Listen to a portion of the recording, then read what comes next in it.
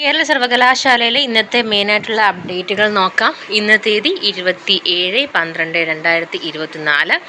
So mainly base ചെയ്തിട്ടുള്ള FYUGPയുടെ exam റിസൾട്ടുകൾ first semester എല്ലാം തന്നെ പബ്ലിഷ് ചെയ്തിട്ടുണ്ടായിരുന്നു.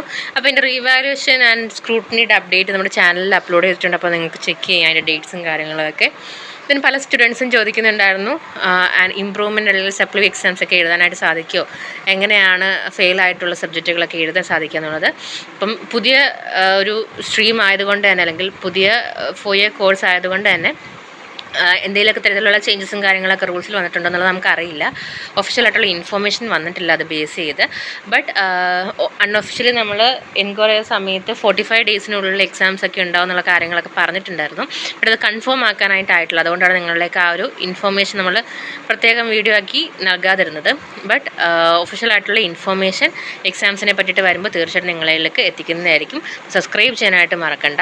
ദെൻ സെക്കൻഡ് സെമസ്റ്റർ വാല്യുവേഷൻ ക്യാമ്പിനെ പറ്റിയിട്ട്, അതായത് മുമ്പുണ്ടായിരുന്നു 2023 വരെയുള്ള സെക്കൻഡ് സെമസ്റ്റർ സ്റ്റുഡൻസിൻ്റെ സെക്കൻഡ് സെമസ്റ്റർ എക്സാംസിനെ പറ്റിയിട്ട് എൻക്വയറി ചെയ്തിട്ടുണ്ടായിരുന്നു. അപ്പോൾ അതിൻ്റെ വാല്യുവേഷനും കാര്യങ്ങളൊക്കെ തന്നെ ഓൾമോസ്റ്റ് കഴിഞ്ഞു. അപ്പം പ്രോസസ്സിങ്ങിലാണ്.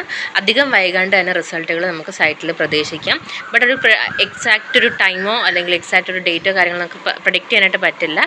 Anyway valuation camp already start ചെയ്ത് അതിൻ്റെ ഓൾമോസ്റ്റ് എല്ലാ കാര്യങ്ങളും കംപ്ലീറ്റഡ് ആണ്, ഓൺ ഗോയിങ് ആണ്, പ്രോസസ്സിങ്ങിലാണ്. അപ്പോൾ തീർച്ചയായിട്ടും അധികം വൈകാണ്ട് തന്നെ റിസൾട്ടുകൾ പബ്ലിഷ് ചെയ്യുന്നതായിരിക്കും.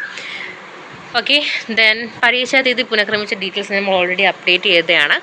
2024 ഡിസംബർ 12, 17, 19, 31 തീയതികൾ നടത്താൻ നിശ്ചയിച്ചിരുന്ന ഒന്നാം സെമസ്റ്റർ PG എക്സാമിനേഷനുകൾ ജനുവരി 10, 16, 21, 23 തീയതികളിലേക്കും 2025 ജനുവരി 6, 8, 10, 13, 15 തീയതികൾ നടത്താൻ നിശ്ചയിച്ചിരുന്ന രണ്ടാം സെമസ്റ്റർ ബിരുദാനന്തര ബിരുദ പരീക്ഷകൾ യഥാക്രമം 2025 ജനുവരി 27, 23, 31, ഫെബ്രുവരി 3, 5 തീയതികളിലേക്കും പുനഃക്രമീകരിച്ചിട്ടുണ്ട്.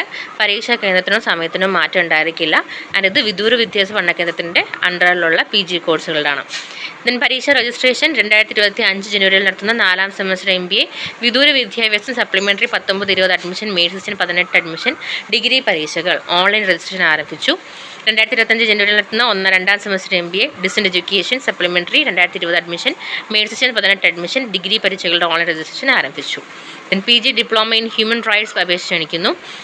കേരള സർവകലാശാലയുടെ കീഴിലുള്ള ഡിപ്പാർട്ട്മെൻറ്റ് ഓഫ് ലോയിൽ PG diploma in human right കോഴ്സിലേക്ക് റെഗുലർ 2024-25 അഡ്മിഷന് വേണ്ടി അപേക്ഷ ക്ഷണിക്കുന്നു.